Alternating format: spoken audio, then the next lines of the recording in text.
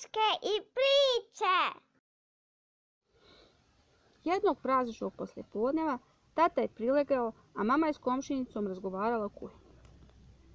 Braco i Seka ostali su sami u dvorištu.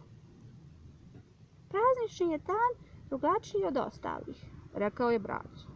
Hajde da i mi uradimo nešto drugačije. A šta to na primjer? Da prošetamo ulicama sami.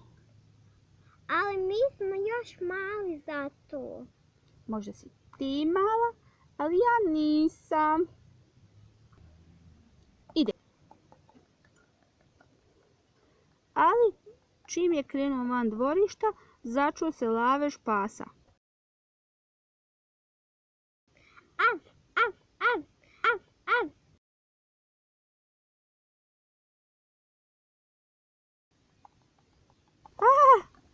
Braco se brzo vratio do Seke. A Seka je zapitala.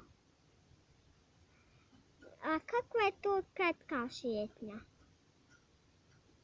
Ma ne može se šetati, ne može se, rekao je.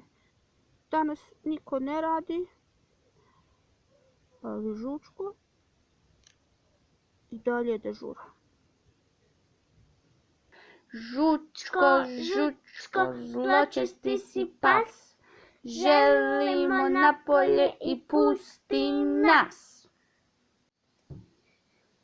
Žučko, Žučko, zločesti si pas, želimo napolje i pusti nas. Lajkujte video, kliknite zvonce za notifikacije, subscribeujte se na naš YouTube kanal, pišite u komentarima da vam se sviđa ovaj video. Ćao drugari!